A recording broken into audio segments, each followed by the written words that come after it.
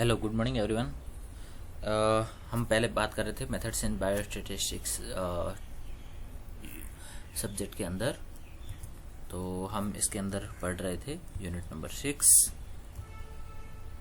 Statistical tests, और इसके अंदर हमने काई स्क्वायर टेस्ट की बात कर ली थी। आज हम डिस्कस करने वाले हैं Z test, T test and F test.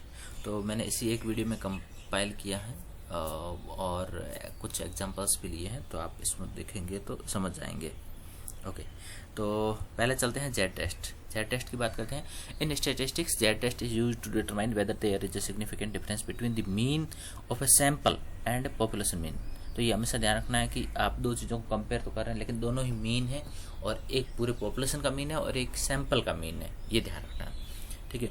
और between the mean of the to samples when the population variance is known, ठीक है। सैंपल में हम तब जाएंगे जब अगर वेरिएशन हमें पता है, ठीक है।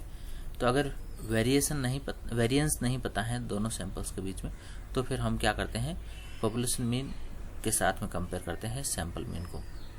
ओके, और the sample size is large enough to for the central limit theorem to apply. जो हमने काई स्क्वायर टेस्ट के अंदर बात की थी कि कितनी वैल्यू होनी चाहिए, तो ये एक सेंट्रल लिमिट थ्योरम है जो डिसाइड करती है कि किस टेस्ट को कब अप्लाई किया जाएगा, जब मिनिमम वैल्यू इतनी होगी, एन नंबर कितने होंगे वो, ठीक है। ओके, तो टाइप्स जेड टेस्ट के, वन सैंपल जेड टेस्ट होता है, टू सैंपल भी होता है, and Z test for proportion भी होता है। ओके, अगर हम वन सैंपल की बात करते हैं तो यह क्या कंपेयर करता है, the sample mean to the known population mean. सीधी सी बात है, सैंपल कितना है, 1 है, तो सैंपल मीन कहेंगे। अगर दोनों ही सैंपल मीन है तो हम क्या करेंगे, compare the means of the two independent samples. मतलब ये तब अप्लाई किया जाता है जब सैंपल्स के अंदर वेरिएंस पता हो आपको, ठीक है। और Z test for the proportion कब निकालते हैं, जब used when the data are proportion, ठीक है। फॉर एग्जांपल जैसे परसेंटेज में दिया हो, ठीक है।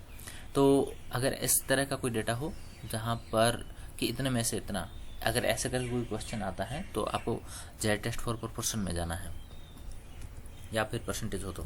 फॉर्मूला क्या है, सिंपल फॉर्मूला ये है जेड टेस्ट का, लेकिन आगे हम जैसे जैसे बढ़ते जाएंगे तो प्रोपोर्शन के अकॉर्डिंग भी प्रोपोर्शन वाले में अलग हो जाएगा। ओके, तो सिंपल सा फॉर्मूला है एक्स बार माइनस म्यू, यानी कि सैंपल मीन में से पॉपुलेशन मीन को घटाना है, डिवाइड बाई सिग्मा जो कि है standard deviation, divide by root N, N होता है पॉपुलेशन टोटल जो साइज है, ठीक है, पॉपुलेशन की या सैंपल की, वो हो जाएगा एन। ओके, यहाँ पर मैंने गलती से सैंपल मीन लिख दिया है, इसको एक मिनट ये साइज कर देता हूँ।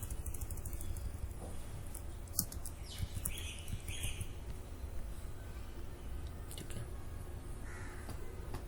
ओके, तो आई होप अब आपको क्लियर होगा।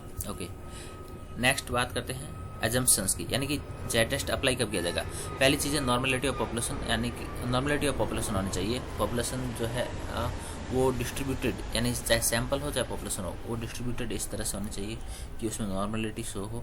टिपिकली एन का नंबर जो है 30 से अबव होना चाहिए, तभी अप्लाई होता है। अगर 30 से बिलो है तो फिर आपको टी टेस्ट के लिए जाना चाहिए, ना कि Z test. Okay, known population variance जो है वो लार्ज सैंपल साइज का होना चाहिए।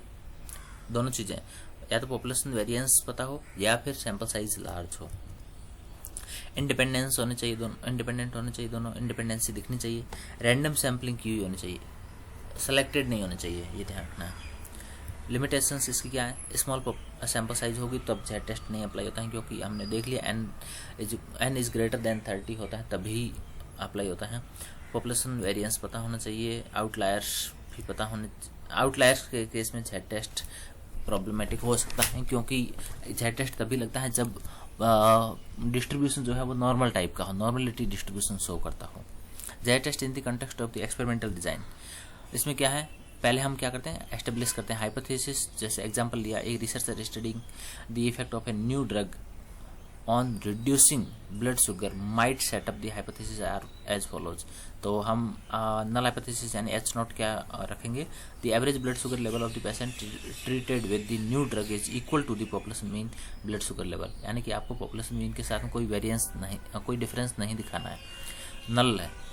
डिफरेंस बिल्कुल नल है, तब आप क्या कहोगे, नल हाइपोथेसिस। सेकंड केस में क्या होगा, अल्टरनेटिव हाइपोथेसिस के अंदर H1 के अंदर क्या हो जाएगा, डिफरेंस दिखा दोगे। तो the average blood sugar level of patient treated with the new drug is different from the population mean blood sugar level. Okay, sample size calculation करते हैं। देन उसके बाद में रैंडम सैम्पलिंग या एक्सपेरिमेंटल कंट्रोल अगर है तो वहाँ पर ध्यान रखना होगा, रैंडम सैम्पलिंग जरूर होनी चाहिए और एक्सपेरिमेंट जो है वो कंट्रोल्ड होना चाहिए ताकि उसके अंदर अलग फैक्टर्स उसको अफेक्ट करने वाले नहीं हो, सेम फैक्टर ही होने चाहिए दोनों केसेज में, दो या जितने भी केसेज हो सभी के अंदर। Choosing the right test, Z test versus T test, ये हमेशा ध्यान रखना है कि कब जेड टेस्ट अप्लाई हुआ और कब टी टेस्ट होगा। दो चीज़ें, पहली सबसे इम्पोर्टेंट जो चीज़ें वो मैटर करती है कि टिपिकली एन जो है वो ग्रेटर देन 30 होना चाहिए। रिजल्ट्स अगर इसके बाद में क्या करना होता है, रिजल्ट इंटरप्रेट करना होता है। ओके, एडवांटेज क्या है कि यह सिंपलिसिटी शो करता है, बिल्कुल सिंपल टेस्ट है एंड लार्ज सैंपल साइज पर अप्लाई होता है। नॉन पॉपुलेशन वेरिएंस अगर हो तो वाइड एप्लीकेबिलिटी है जेड टेस्ट की। Choosing the right test, Z test versus T test, the decision to use a Z test और T test often depends on the sample size and whether the population standard deviation is known. A Z test is ideal for large sample size, means typically n is greater than 30, or when the population standard deviation is known, while a t test is better studied for the smaller samples, or when the population standard deviation is unknown. ठीक है, तो सीधी सी बात है, अगर standard deviation पता नहीं है तो उस केस में स्टैंडर्ड डेविएशन और वेरिएंस से आप समझ सकते हैं कि वेरिएंस से ही तो स्टैंडर्ड डेविएशन निकलता है। तो आपको ये ध्यान रखना है कि वेरिएंस अगर पता है या डेविएशन पता है तब उस केस में जेड टेस्ट पर जाइए, नहीं पता है तो टी टेस्ट पर जाइए। सेकंड, एन जो है वो ग्रेटर देन 30 है तो आपको जेड टेस्ट पर जाना है, और अगर स्मॉलर है तो टी टेस्ट पर जाना है। रिजल्ट्स को इंटरप्रेट करते हैं। once the Z test is performed,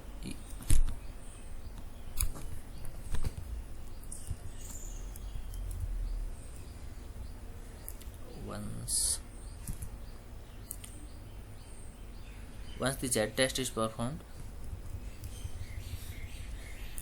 and Z score is calculated, it is compared to the critical value from the standard normal distribution, जो कि Z टेबल कहलाती है, corresponding to the desired level of the significance. Typically alpha कितना होना चाहिए, 0.05 for the 95% confidence level, and if the calculated Z score is beyond the critical value the null hypothesis is rejected and the alternative hypothesis is supported, otherwise there is not enough evidence to reject the null hypothesis. यहाँ पर एक आपको ध्यान देने वाली बात यह है कि बाकी केसेज में आप लो ग्रेटर देन और लेसर देन समझते हैं जब भी अल्फा वैल्यू से कंपेयर करते हैं तो अल्फा लेवल पर जो टेबल वैल्यू होती है या क्रिटिकल वैल्यू होती है उससे कंपेयर करते हैं तब। लेकिन जेड टेस्ट और टी टेस्ट के अंदर ऐसा होता है कि एक रेंज होती है, उस रेंज के बीच में ही आपको वैल्यू चेक करनी होती है, तो ये जरूर ध्यान रखना है, अदरवाइज आपका आंसर गलत हो सकता है। जैसे ये टेबल है, अब इस टेबल को अच्छे से समझना कैसे कैलकुलेट करते हैं। ओके, तो पहले आपको ध्यान रखना है कितने लेवल पर आपको कैलकुलेट करना है, तो 0.95 पर, ठीक है, 0.95 लेवल पर आपको कैलकुलेट करना है। तो प्लस अब 0.95 आपका आ गया ये जो है कॉन्फिडेंस लेवल, प्लस आप अल्फा क्या ले रहे हैं, ठीक है, तो 0.05 होगा। अब क्योंकि आपको 2 टेल लेना है, दोनों तरफ की टेल का लेना है, जैसे ये है एक ग्राफ है तो इसके अंदर आपको 2 टेल दिख रही है ना, तो ये ध्यान रखना है। तो 2 टेल लोगे तो आप क्या करोगे, इसके अंदर डिवाइड कर दोगे बाई 2, तो क्या हो जाएगा, अब उसको ऐड कर दोगे 0.95 के अंदर, तो वो ऐड कर लो तो कितना हो गया, क्योंकि इसका हो जाएगा 0.975।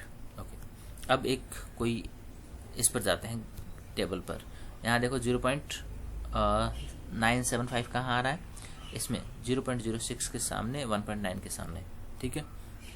ओके, तो ये आप देख पा रहे होंगे, मैंने 0.05 वाले बॉक्स को भी साथ में इसलिए मार्क किया है क्योंकि आपको ध्यान रहे कि 0.05 से ये किस तरफ है, ठीक है। ओके, नेक्स्ट केस में क्या होगा, इधर भी चेक करो साथ में कहाँ पर इंटरसेक्ट कर रहे हैं, 1.9 पर। ओके, अब यहाँ पर 1.9 ले लिया हमने और ऊपर से हम क्या ले लेंगे 0.06 और दोनों को ऐड कर देंगे तो आपकी जो वैल्यू आ जाएगी वो क्या हो जाएगी 1.96, तो ये आपकी फाइनल वैल्यू होगी। ठीक है, तो अब आपको इसी को टेबल वैल्यू मान के ध्यान रखना है कि जेड टेस्ट ऐसे चेक करना होता है। Okay, comparing the Z statistics for the critical values, if the Z statistics is more extreme यानी ग्रेटर और लेस, दोनों ही केसेस में ध्यान रखना है, क्योंकि हम जेड टेस्ट में मैंने पहले ही बता दिया कि हम रेंज में चेक करते हैं, यानी कि उसके बीच की वैल्यू होनी चाहिए। तो ग्रेटर और लेस दोनों ही केसेस में हमें चेक करना है। मोर एक्सट्रीम केसेस क्या है, than the critical value and it falls within the rejection region, in this case, and you reject the null hypothesis. If the Z statistics does not fall within the rejection region, you fail to reject the null hypothesis. Making a decision, reject the null hypothesis. If the Z statistic is statistically significant, falls in the rejection region, you have enough evidence to conclude that the null hypothesis is false and accept the alternative hypothesis. And अगर fail to reject आ रहा है तो fail to reject null hypothesis if the Z statistic is not statistically significant and you do not have enough evidence to reject the null hypothesis. You may have a high probability that the null hypothesis is true, but it doesn't mean it's actually true. इसलिए actually true के लिए आपको कैसे check करना होगा, उनकी middle value. बस example लेते हैं। Let's say you are testing if the average height of students in school is different from the 5-6 means 66 inch, sorry 166 होगा,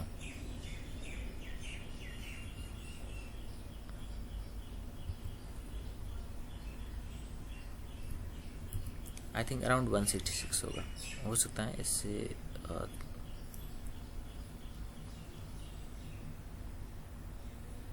166 या 168।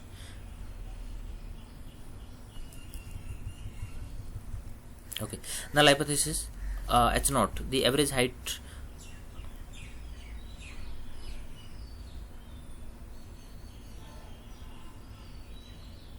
इसमें मैंने मिस्टेक की है टाइपिंग में, सॉरी, इसको आप थोड़ा सा ठीक कर लेना। द एवरेज हाइट इज, मैं अभी इसी के अकॉर्डिंग समझा देता हूँ, आप उसको ठीक कर लेना। Is 66 inches, alternative hypothesis H alpha या एच ए क्या हो जाएगा, या H1 क्या हो जाएगा। The average height is not 66 inches and significance level alpha 0.05 अगर हम लेते हैं 5% पर, तो क्या हो जाएगा, calculated Z statistic is 2.5 and critical value two tail test में क्या हो जाएगी, ±1.96, जो हमने पहले देख ली थी, अभी टेबल से हमने मैच की है।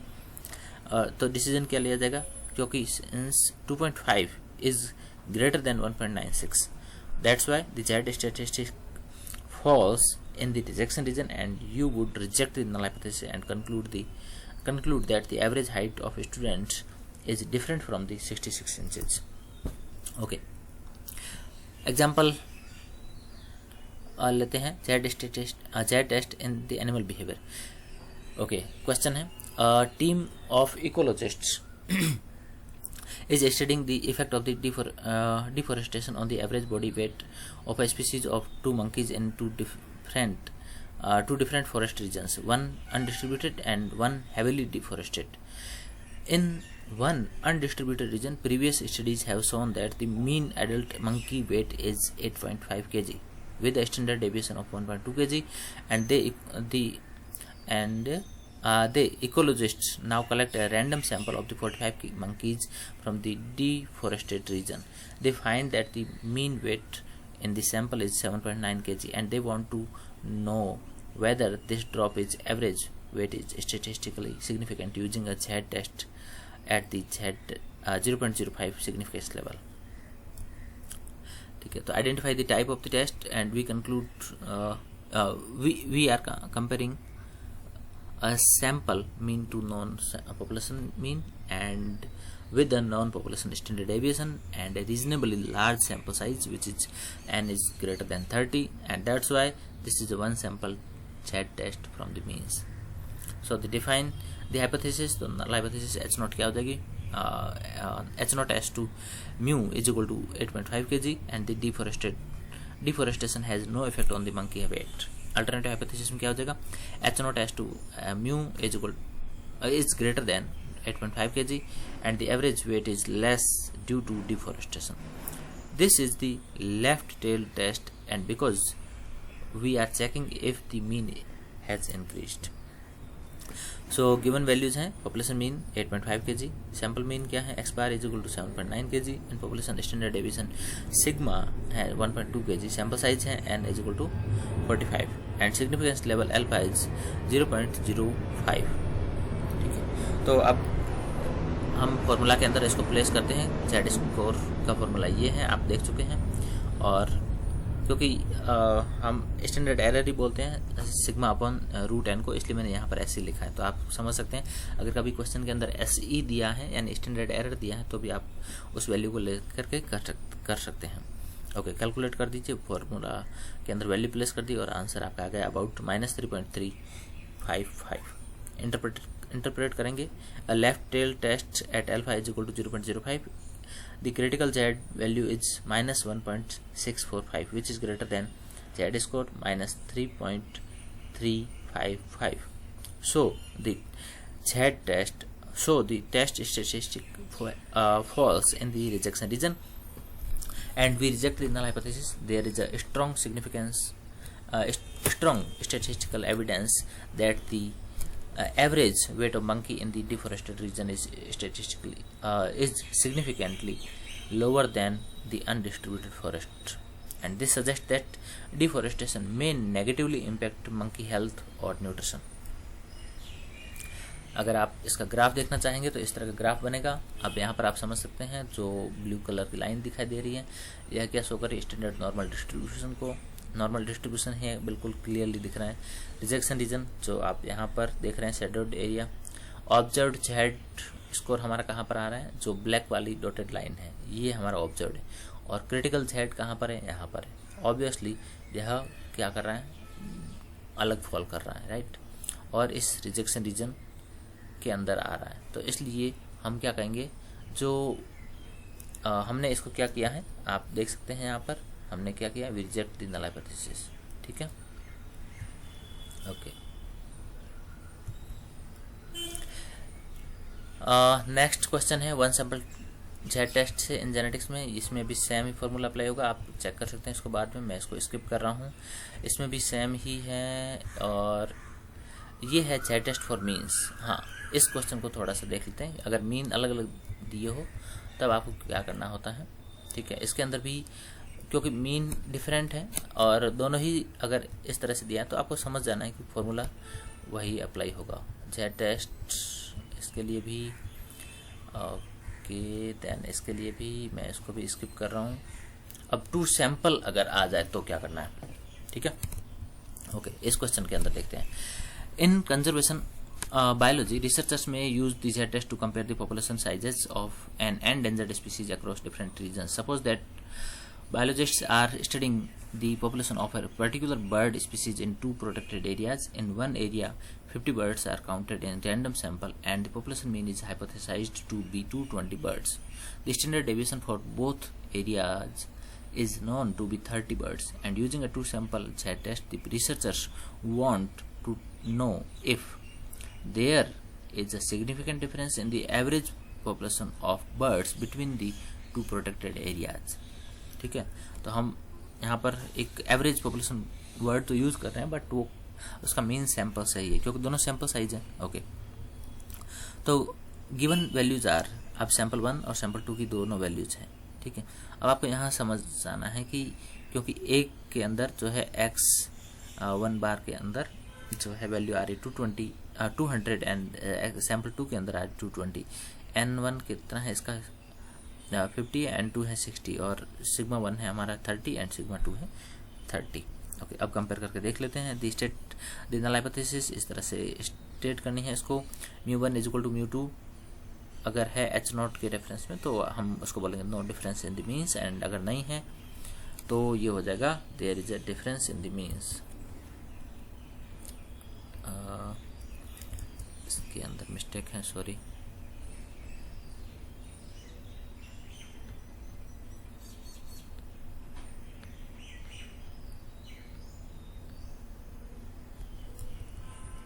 ओके, ये लिखना है आपको। तब उस केस में क्या हो जाएगा, there is a difference in the means, and इसलिए हम इसको जो है इक्वल नहीं मानते हैं। तो ये हो जाएगी alternative hypothesis H1। Recalculate the Z score. अब आपको फॉर्मूला ये अप्लाई करना है, यानी कि SE तो है ही है, लेकिन अब क्योंकि 2x आ गए तो इसलिए ध्यान रखना है जब नीचे से डिवाइड करोगे तो आपको दोनों ही केसेज में आपको सिग्मा और n वाली वैल्यूज को लेना है प्लस करके, और उनके भी जो है आपको रूट निकालना कंबाइंड। तो ये इस तरह से निकलेगा, बस बाकी कोई चेंज नहीं है। आप देख सकते हैं, तो Z की वैल्यू रख दो यहाँ पर, Z के फॉर्मूला में वैल्यूज रख दो, तो हो जाएगी 200 minus 220 divide by complete root लेना है आपको किसका, 30 का स्क्वायर डिवाइड बाई 50 प्लस 30 का स्क्वायर बाई डिवाइड बाई 50। ये गड़बड़ है, यहाँ पर हो जाएगा 60। ये वैल्यू प्लेस करते टाइम गड़बड़ हुई है।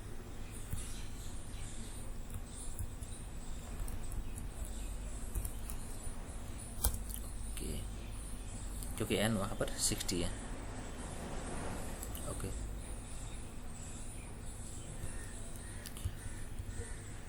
तो अब इसका क्या हो जाएगा, is equal to -20 divide by root 18 plus 15, और इसका आंसर आ जाएगा आपके इज इक्वल टू अब और ऑलमोस्ट अबाउट टू -3.483। इंटरप्रिटेशन या कंक्लूजन निकालेंगे using significant level alpha is equal to 0.05। The critical Z values for the two tail test are approximately Z critical is equal to ±1.96। Since the Z critical value is 3, since the Z value which is calculated value is 3.483, which is greater than 1.96, and hence we reject the null hypothesis, and there is a statistically significant difference in the average bird population sizes between the two protected areas। ठीक है, ये भी 2 sample test हैं, same इसी तरह से करना होगा। Z test for the proportion. Okay, proportion के केस में अलग फॉर्मूला लगेगा, उसको देख लेते हैं। In epidemiology researchers often use Z test to compare proportion such as the proportion of people who develop a certain disease with exposure to a risk factor. Suppose a study is conducted to determine whether a new vaccine is effective in preventing a particular disease. In a trial with 1000 vaccinated individuals, 90 developed the disease, while in control group of 1000 unvaccinated individuals, 150 developed the disease, and the researcher wants to know whether the vaccine significantly reduces the disease rate. तो अब आपको इस case में, क्योंकि दोनों ही case में proportion की value आ रही है और आपको कंपेयर भी करना है, तो इस केस में क्या होगा, to determine the difference in the growth rates between the two populations in is statistically significant, the researcher performs a 2 sample Z test. तो क्या होगा, गिवन वैल्यूज पहले लिख लो। गिवन वैल्यूज कैसे पता करते हैं, तो P1 क्या है, 90 डिवाइड बाई 1000, यानी कि 0.09 is the proportion of the individuals in the vaccinated group who develop the disease। Second case में भी क्या है, 150 डिवाइड बाई 1000, तो आ गया 0.15 is the proportion of the individuals in the unvaccinated group who develop the disease. अब आपको यहाँ लग रहा होगा कि दोनों ही केस में क्या फ़र्क रह गया, आप सीधा ही वैल्यू ले लेते, नहीं, यहाँ ये फ़र्क है क्योंकि यहाँ पर आपको दोनों ही जगह पॉपुलेशन जो है 1000 दी है, लेकिन अगर 1000 नहीं होती तो सपोज एक ग्रुप के अंदर 500 में से आपको 90 कहते हैं और एक ग्रुप में आपको 1000 में से जो है वो 150 कहते हैं, तो आप क्या करते हैं, तो उस केस में प्रोपोर्शन निकालना बहुत ज़रूरी हो जाता है। तो प्रोपोर्शन के अंदर ये फॉर्मूला लगता है। तो P कैसे निकालेंगे, proportion is equal to x1 plus x2 divide by n1 plus n2, और इस तरह से वैल्यूज पुट कर दो। 90 plus 150 divide by 1000 plus 1000 and is equal to 0.12 is the pooled proportion. Okay, अब कैलकुलेट करते हैं Z स्क्वायर।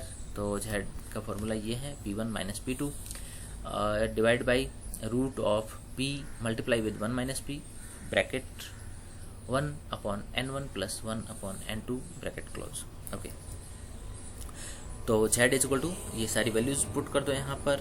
सारी वैल्यू पुट करने के बाद आपका आंसर आ जाएगा about -4.13। And interpretation and conclusion क्या है, अ Z score of -4.13 is well beyond the critical Z value of ±1.96 for 95% confidence level, indicating a significant difference between the two proportions. The researcher that can conclude that the vaccine significantly reduces the disease rate. ठीक है। इसी तरह से आपको एक और भी दिया है यहाँ पर, आप इसको भी कैलकुलेट करके चेक कर सकते हैं। ओके, नेक्स्ट आते हैं आपके टी टेस्ट पर। जेड टेस्ट कंप्लीट, नेक्स्ट है टी टेस्ट। टी टेस्ट में क्या होगा?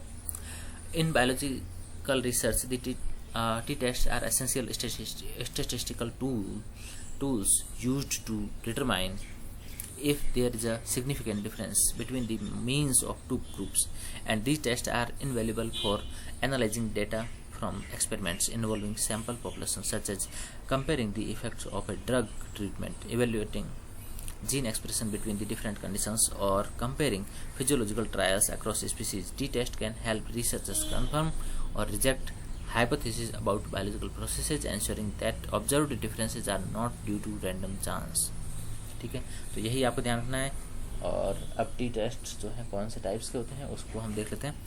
Types of T test are independent sample T test, paired sample T test, one sample T test. Independent sample T test के अंदर क्या होता है? Compare the means of the two independent unrelated groups. Example ले सकते हैं आप, जैसे कि पेस्टिसाइड ट्रीटमेंट वर्सेज कंट्रोल, ठीक है, इस तरह से हो सकता है। या एक ग्रुप को डाइट दे रहे हैं, एक ग्रुप को डाइट नहीं दे रहे हैं, एक ग्रुप को अलग, ठीक है, तो एक ग्रुप को अलग डाइट दे रहे हैं, दूसरे ग्रुप को अलग डाइट दे रहे हैं, तो वो अनरिलेटेड है, ठीक है। डाइट तो आप दे रहे हैं लेकिन दोनों को अलग अलग दे रहे हैं, दो ग्रुप भी अलग अलग हैं, तो उसका जो उस डाइट का असर होगा वो उसी इंडिविजुअल या उसी ग्रुप के इंडिविजुअल्स पर होगा, दूसरे ग्रुप को तो अफेक्ट नहीं करेगा ना, इसलिए। तो ऐसा अगर हो तो इंडिपेंडेंट सैंपल टी टेस्ट लगता है। पेयर्ड सैंपल टी टेस्ट में क्या होता है? Compare the mean of the to related groups, यानी कि before and after treatment with in the same group. अगर एक ही ग्रुप कर आपने पहले कोई और अलग ट्रीटमेंट दिया और अब कोई अलग ट्रीटमेंट दे रहे हैं, तो इस केस में जो है वो आप देख सकते हैं कि क्या होगा। जैसे एग्जांपल ले सकते हैं before and after measurements in exercise और ड्रग ट्रीटमेंट, ठीक है। तो किसी एक ग्रुप को आपने पहले तो है मान लीजिए ड्रग ए दिया और थोड़े कुछ दिनों बाद में ड्रग बी दिया और थोड़े दिनों बाद में वैक्सीन दिया, और फिर आप देखना चाह रहे हैं कि क्या हो रहा है। तो इस तरह से अगर कोई अलग अलग ग्रुप्स का अगर आप देखते हैं तो ध्यान रखना है, क्योंकि मैंने यहाँ गलती से 3 बोल दिया, लेकिन आपको ध्यान रखना है अगर 2 ग्रुप्स हैं तो ही आपको टी टेस्ट लगाना है, ठीक है। ओके, थर्ड होता है one sample T test. One sample T test कब लगेगा? जब compare the mean of a single group against a known value of और पॉपुलेशन मीन, यानी कि पूरे पॉपुलेशन का आपको मीन पता है, लेकिन आप अपने ग्रुप का एक सैंपल आपने ले लिया है, सिंगल ग्रुप है, उसका आप चेक करना चाहते हो, उसके साथ कंपेयर करना चाहते हो, उस केस में वन सैंपल टी टेस्ट लगेगा, क्योंकि आपका सैंपल 1 है, बाकी तो पॉपुलेशन का ऑलरेडी नॉन है। तो एग्जाम्पल है जैसे कि testing the effect of a drug on viral load, तो इस केस में आपको क्या लगाना होगा? One sample T test. Okay, assumptions क्या है? नॉर्मेलिटी ऑफ डेटा होना चाहिए, सारे टेस्ट में हम देखते आ रहे हैं कंटिन्यू यही चीज़ लिखी है। इंडिपेंडेंस होना चाहिए ऑब्जर्वेशंस, और होमोजेनिटी ऑफ वेरिएंस होना चाहिए, इक्वल वेरिएंस होना चाहिए, सैंपल साइज लेस देन 30 होनी चाहिए। लिमिटेशंस क्या है? आउटलायर्स नहीं होने चाहिए, अगर आउटलायर्स होते हैं तो टी टेस्ट आप अप्लाई नहीं कर पाएंगे, क्योंकि ऑब्वियसली वहाँ पर नॉर्मेलिटी ऑफ डेटा है ही नहीं। अजम्पशंस ऑफ द नॉर्मेलिटी तो आपको ध्यान रखनी ही है, चेक करना है कि नॉर्मेलिटी है कि नहीं, एज्यूम कर सकते हैं। बायोलॉजिकल वेरिएबिलिटी होनी चाहिए, जो हम देख चुके हैं, and miss interpretation of statistical significance अगर कोई हो गया तो गड़बड़ हो जाएगी। तो आपको ध्यान रखना है कि टी टेस्ट कब अप्लाई करना है, कैसे अप्लाई करना है। Power analysis, determining the adequate sample size, क्या करना है आपको ध्यान रखना है। इफेक्ट साइज क्या है, अल्फा लेवल क्या है, और पावर क्या है 1 - बीटा। तो इन चीज़ों को ध्यान रखेंगे तो आपको टी टेस्ट समझ आ जाएगा। एग्जाम्पल ले लेते हैं इसका, independent sample T test, effect of 2 diets on mice weight gain, ठीक है। तो यहाँ पर आप देखते हैं रिसर्चर, यहाँ पर हम इंडिपेंडेंट सैंपल टी टेस्ट लगाएंगे, क्यों? क्योंकि इसके अंदर जो है 2 अलग अलग ग्रुप हैं, आप देखेंगे, ठीक है। एक ग्रुप को आपने डाइट ए दी है और दूसरे ग्रुप को डाइट बी दी है, दोनों ही अलग अलग ग्रुप है माउस के, ठीक है, और 5-5 दोनों के अंदर लिए हैं। तो अब कैलकुलेट पहले क्या करेंगे, मीन एंड स्टैंडर्ड डेविएशन। तो आप देखते हैं मीन का फॉर्मूला आपको पता है, स्टैंडर्ड डेविएशन का फॉर्मूला पता है, मैं इसलिए डिटेल में नहीं जा रहा हूँ। और आपने वैल्यू कैलकुलेट कर ली तो मीन आ गया डाइट ए के लिए 4.56, डाइट बी के लिए मीन आ गया 6.7, स्टैंडर्ड डेविएशन डाइट ए के लिए 0.715 and standard deviation diet B के लिए 0.569। फिर हम कंडक्ट करते हैं इंडिपेंडेंट सैंपल टी टेस्ट, इसका फॉर्मूला ये है, तो ये आपको ध्यान रखना है। ये अगर आप फॉर्मूला देखोगे तो बिल्कुल जेड टेस्ट के जैसा ही फॉर्मूला है ना, जो अभी हम देख के आए हैं, तो इसलिए कोई ज़्यादा डिफरेंस नहीं है, बस यहाँ पर यही ध्यान रखना है। वहाँ अगर आपको याद होगा तो आपने 2 अलग अलग सैंपल के लिए जो देखा था वही फॉर्मूला यहाँ पर भी अप्लाई हो रहा है। तो आपको क्या करना है, आपको यहाँ पर वैल्यूज पुट कर देनी है और आंसर देखिए क्या आ गया, -5.18। ठीक है, अब थोड़ा सा यहाँ पर डिफरेंस आपको स्टैंडर्ड डेविएशन के अंदर मिल रहा है जहाँ पर स्क्वायर आप कर रहे हो। ठीक है, यही चीज़ डिफरेंट है वहाँ से, तो ये ज़रूर ध्यान रखना है। ओके, नेक्स्ट है determining the degree of freedom, DF कैसे निकालेंगे। यहाँ पर अब जो फॉर्मूला दिया है आप देख सकते हैं, इस फॉर्मूला के अंदर सारी वैल्यू हम प्लेस कर देंगे। ठीक है, तब हमारा डिग्री ऑफ फ्रीडम निकलेगा, लेकिन यह बहुत डिफिकल्ट रहता है, इसलिए ध्यान रखना है कि डिग्री ऑफ फ्रीडम इस तरह से मत निकालो। आपके एग्जाम में या आपके क्वेश्चंस को आप करते टाइम बहुत सारी मिस्टेक कर सकते हैं। तो बेटर तरीका क्या है सिंप्लिसिटी का, वो भी मैंने लिख दिया है। For simplicity we can assume degree of freedom is approximately, कैसे निकालना है, degree of freedom is equal to n1 - 1 plus n2 - 1, यानी कि जितने भी ग्रुप्स होते हैं सभी में से 1 माइनस करना होता है। यही डिग्री ऑफ फ्रीडम का सिंपल फॉर्मूला है, चाहे कहीं पर भी अप्लाई करो, F टेस्ट में करो, T टेस्ट में करो, काई स्क्वायर में करो, अगर आप कहीं भी डिग्री ऑफ फ्रीडम निकालना है तो यही तरीका है। ठीक है, वो फिर हम फॉर्मूला वाइज अलग अलग लिख लेते हैं। अब n1 - 1 मतलब एक ग्रुप में से 1 कर दो, दूसरे ग्रुप में से भी 1 कर दो। जैसे दो ग्रुप में 5-5 के यहाँ पर जो देख रहे हैं, तो एक में 5 में से एक गया, दूसरे में भी 5 में से एक गया था, यानी क्या हो जाएगा 4 + 4 = 8। सिंपल सा ये मेथड है। ठीक है, स्टेप 3 क्या है, interpretation. For the degree of freedom 8 = a significance level alpha 0.05, the critical t value from the t distribution table is approximately 2.306 for a two-tailed test, and since our calculated t value is equal to -5.18 is much less than -2.306, hence we reject the null hypothesis and conclude that there is a significant difference in weight gain between the two diets। ठीक है, okay, ये भी independent sample T test है, मैं इसको skip कर रहा हूँ, आप देख लेना, समझ आ जाएगा। पेयर्ड सैंपल टी टेस्ट, इस केस में क्या होता है, क्योंकि यहाँ पर आपको before treatment and after treatment value दी होती है, इसलिए हमेशा ध्यान रखना है। तो बिफोर ट्रीटमेंट जो है उसको माइनस कर देना है आफ्टर ट्रीटमेंट से, क्योंकि हमेशा जो बाद वाला रिजल्ट होता है उससे हम पहले को माइनस करते हैं। तो 130 - 145 ऐसे करके आ जाएगा सभी का। ठीक है, तो सभी की वैल्यू आ गई 15, 20, सॉरी माइनस में -15, -20, -10, -20, -25, -25, सारी वैल्यूज कर दी, डिफरेंस निकाल दिए। ओके, अब क्या करना है, calculate the mean and standard deviation for the differences. तो मीन निकालने का आपको फॉर्मूला पता है, बता नहीं रहा हूँ मैं, स्किप कर रहा हूँ, इसका सीधा से मीन आ गया, स्टैंडर्ड डेविएशन का भी मीन निकाल लिया, आ गया। ओके, देन इसके बाद में हम क्या करेंगे, इसके बाद हम निकालेंगे conduct the paired sample T test. अब पेयर्ड सैंपल टी टेस्ट के लिए आपको ध्यान रखना है, यहाँ पर D बार है, ये थोड़ा सा दिख रहा होगा, डॉट टाइप दिख रहा है, बट ये बार लगाना ऊपर, ध्यान रखना है। तो D बार क्या शो करता है, मीन ऑफ डिफरेंसेज, ये ध्यान रखना है। ठीक है, क्योंकि बार किसको शो करता है, मीन को, और D किसको शो कर रहा है, डिफरेंस को, तो मीन ऑफ डिफरेंसेज है। तो मीन ऑफ डिफरेंसेज को डिवाइड कर देना है SD / √n, वही सेम फॉर्मूला जो पिछले वाले की तरह था। ठीक है, वैसे ही हम यहाँ पर भी अप्लाई कर रहे हैं, थोड़ा सा चेंज कर दिया हमने। ओके, तो यहाँ पर आंसर क्या आ जाएगा, -8.12 and determine the degree of freedom क्या हो जाएगा, वापस n - 1। तो आप देख लो n कितना है, 6 - 1, तो यहाँ पर हो जाएगा 5। ठीक है, अब क्योंकि आपने डिफरेंसेस निकाला इसलिए आप सेट इसको एक ही मानोगे, एक ही है ना, पॉपुलेशन साइज तो वही है, 5 ही है, आप ट्रीटमेंट अलग अलग दे रहे हो। एनिमल्स कितने हैं, टोटल मिला के 5 ही तो है, इसलिए सॉरी 6 ही तो है, तो इसलिए आपके पास डिग्री ऑफ फ्रीडम क्या हो जाएगा, 6 - 1 = 5। इंटरप्रिटेशन क्या है, for DF = 5, a significance level of alpha = 0.05, to tell the critical t value from the t distribution table is approximately 2.571। ये आपको टेबल से मैच करनी है। Since our calculated t value is equal to -8.12 is much less than -2.571, and hence we reject the null hypothesis and conclude that there is a drug significantly reduces the blood pressure। ठीक है, तो paired sample T test भी आपको समझ आ गया। अब एक example ले लेते हैं, 1 सैंपल टी टेस्ट का।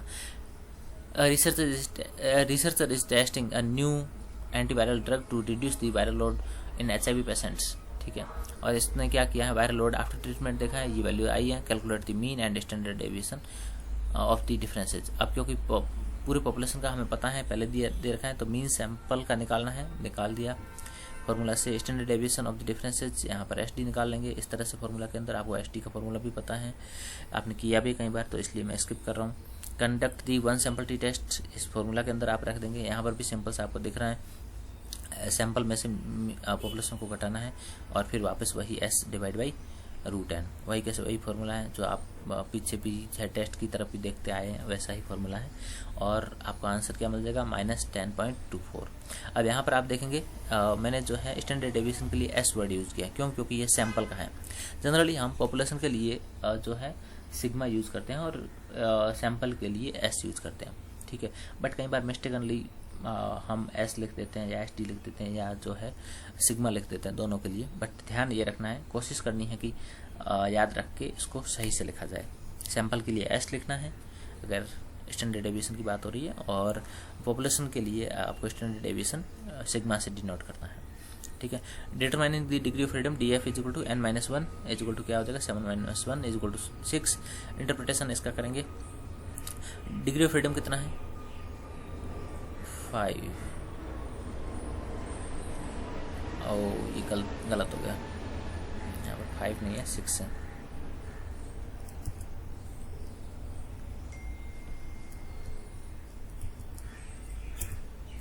Okay, for degree of freedom 6, significance level of the alpha is equal to 0.05, and to tell the critical t value from t distribution table is approximately 2.447. Since our calculated t value is -10.24, आप देख सकते हैं, is much smaller than the -2.447, and hence we reject the null hypothesis and conclude that the new antiviral drug significantly reduces the viral load compared to the population mean of the 50,000 copies per milliliter. T test complete. अब आते हैं F test पर। ANOVA, F test को ANOVA भी बोलते हैं, तो इसलिए ध्यान रखना है। It is used to compare the two vaccine variants in a frequently used in the context of the analysis of variance. ANOVA, it helps determining whether there is a significant difference between the means of two or more groups and whether observed variance in the data are due to random chance or some underlying factors. In simple words, F test compare the ratio of the variances between two or more groups. यही ध्यान रखना है, यानी दोनों ही आप क्या करते हो, वेरिएंस कंपेयर करते हो, ठीक है, दोनों ही ग्रुप के निकाल करके और उनके रेशियोज निकालते हो।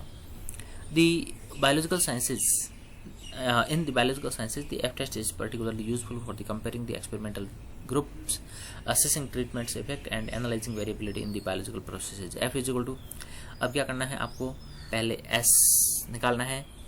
S क्या है, S स्क्वायर क्या है, वेरिएंस, ठीक है। सिंपल S लिखेंगे तो क्या हो जाएगा, सैंपल का स्टैंडर्ड डेविएशन, ठीक है। तो S स्क्वायर निकालना है 1 का, फिर उसको डिवाइड करना है variance of the second group, ठीक है, या सेकंड सैंपल। हाइपोथेसिस कैसे सेट करेंगे, H0 is equal to the null hypothesis for the F test typically assumes that the variance of the two groups being compared are equal, and H1 कैसे निकालेंगे, if the F statistics is significantly larger than the expected by chance and the null hypothesis is rejected, suggesting that the variances and often the means differ significantly, ठीक है। assumptions क्या है, normality, independence and homogeneity of the variances।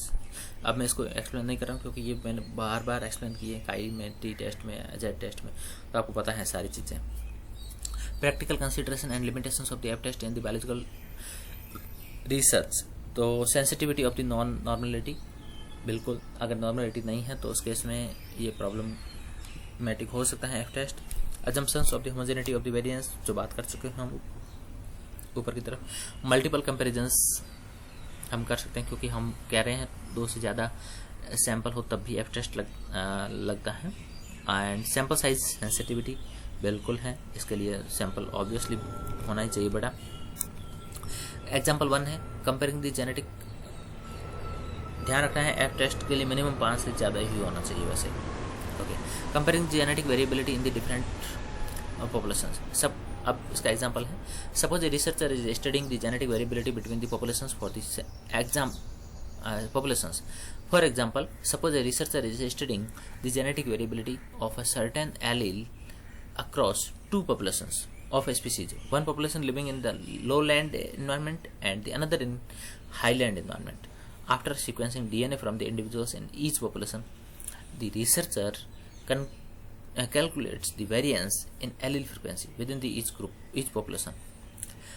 So the null hypothesis would be that the variance in allele frequencies is the same across the two populations, and while the alternative hypothesis H1 would suggest that the variances differ significantly. For example, the variance in the lowland population's allele frequency is 0.05. The variance in the highland population's allele frequency is 0.08.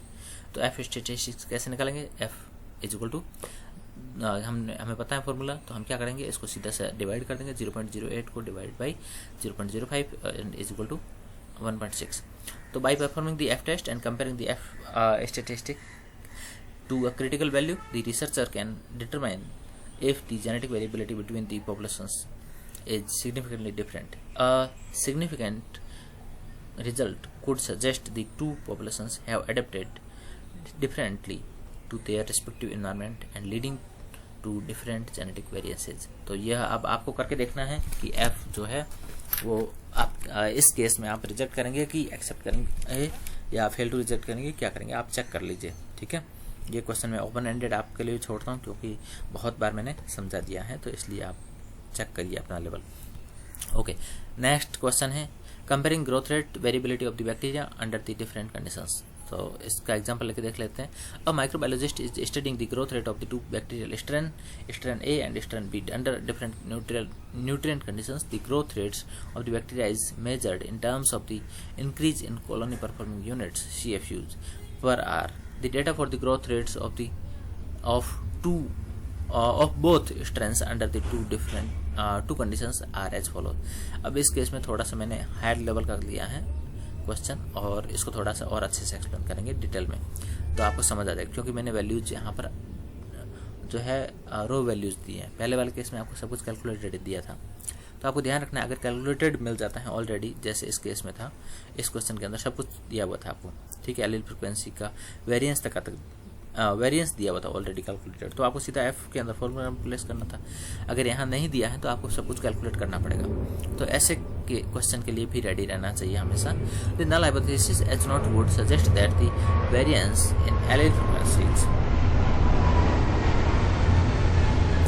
in growth rates between the two strands are the same, while the alternative hypothesis H1 suggests that the variance differ significantly. तो हमें सबसे पहले क्या करना है, mean calculate करना है, फिर उसके बाद कैलकुलेट वेरिएंस करना है। ठीक है, दोनों ही के फॉर्मूला आपको पता है तो आप कर लेंगे। अब कैलकुलेट क्या करना है, एफ स्टैटिस्टिक, और इसके अंदर क्या करेंगे, फॉर्मूला के अंदर इसको प्लेस करेंगे और प्लेस करके आपको आंसर मिल जाएगा 0.736। इंटरप्रेट करते हैं, the calculated F statistic of 0.736 is then compared to the critical f value at a given significance level alpha is equal to 0.05 using the degree of freedom for both the variances, and if the f statistic is smaller than the critical value we fail to reject the null hypothesis, suggesting that there is no significant difference in the variability of growth rates between the two strains under the given conditions. यह एक उससे भी advance level का question है जो one way ANOVA का है, क्योंकि आपके सिलेबस में वन वे एनोवा दिया गया है, इसलिए मैंने वन वे एनोवा का स्पेसिफिकली ये क्वेश्चन पिक किया है। ठीक है, तो आप इस क्वेश्चन को समझो। Comparing the effect of the different diets on the weight gain in mice. Let's do the question. A nutrition researcher is studying the effect of 3 different diets on weight gain of the laboratory mice. Weight gains in grams is measured over a 4-week period of 6 mice in each group. The data are as follows. आपको पूरे 6 के अंदर आपको अलग अलग numbers दिए गए हैं। पहले को डाइट ए दी गई है जो कि कंट्रोल डाइट है, जो स्टैंडर्ड डाइट है। दूसरे को डाइट बी दी गई है, ये एक्सपेरिमेंट है, और एक्सपेरिमेंट नंबर 1 के अंदर आपने क्या दिया है, हाई प्रोटीन डाइट दिया है, यानी कि रिसर्चर ने दिया है। और ये डाइट सी है,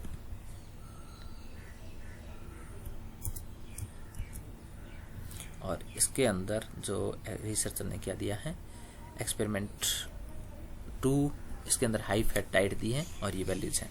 the researcher want to test whether there is a significant difference in the weight gain between the 3 diet groups using one way ANOVA. तो स्टेप 1 है कैलकुलेट करना, मीन करना है। अब यहाँ पर ध्यान रखना है, एफ टेस्ट जो है या एनोवा जब निकालते हैं वन वे एनोवा, बहुत डीप में जाना पड़ता है, आपको बहुत सारे स्टेप्स याद रखने पड़ेंगे। तो आप सिंपल सा ध्यान रखिए, जो भी आप निकाल रहे हैं तो उनके लिए आप स्टेप्स पहले से याद करके रखिए कि ये निकालना है आपको। तो पहला निकालना है मीन। मीन आपको हर एक का निकालना है, यानी कि हर एक ग्रुप का निकालना है और फिर बाद में उसका ओवरऑल भी निकालना है। तो आप देख लीजिए, मैंने फॉर्मूला के अंदर वैल्यूज प्लेस कर दिया और आपका आंसर आ गया है। ठीक है, ओके। देन कैलकुलेट करना है sum of squares between the groups and sum of square within the groups. तो ये ध्यान रखना है, सम ऑफ स्क्वायर्स निकालेंगे हमेशा बिटवीन द ग्रुप और विद इन द ग्रुप चलता रहेगा।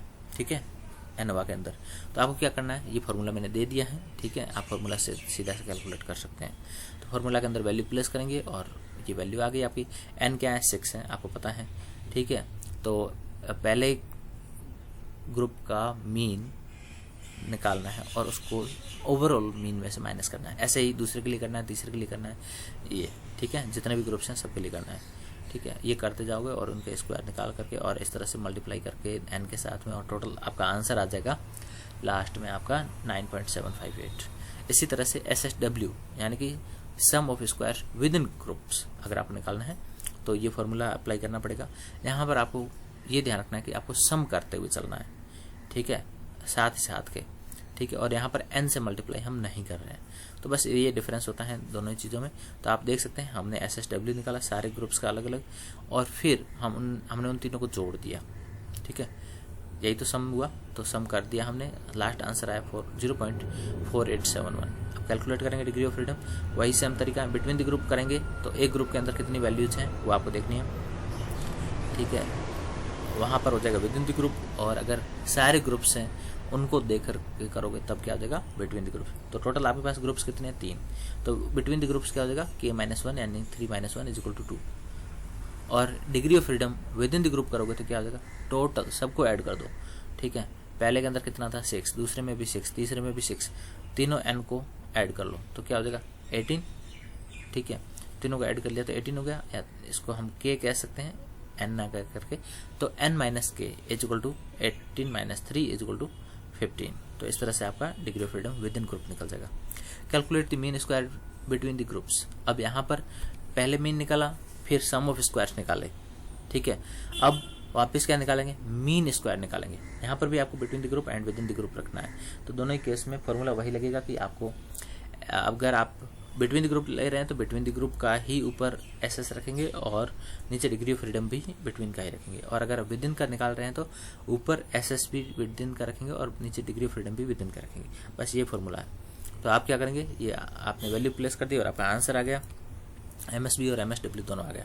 अब F कैसे कैलकुलेट करेंगे, F कैलकुलेट करने के लिए आपको MSB को डिवाइड करना होगा MSW से, और आपका आंसर आ गया 145.3। और find out the table value at both degree of freedom, और वो आपका आंसर आ गया 3.68। इंटरप्रिटेशन क्या हो जाएगा, the F statistic of 145.3 is much larger than the critical F value at alpha 0.05 which is around 3.68। ये आपको टेबल से मैच करनी है, टेबल मिलेगी आपको, उससे आपको चेक करना है, अदरवाइज नेट पे सर्च कीजिए, वहाँ पर आपको मिल जाएगा। तो डिग्री ऑफ फ्रीडम लेना है दोनों के लिए। किसके लिए, बिटवीन के लिए भी जो कि 2 है और विद इन के लिए भी जो 15 है। Therefore we reject the null hypothesis and conclude that there is a significant difference in weight gain between the 3 diet groups. ठीक है, तो इस तरह से F टेस्ट भी हो गया। तो Z test, T test and F test तीनों complete. Thank you for the listening and watching. Thank you.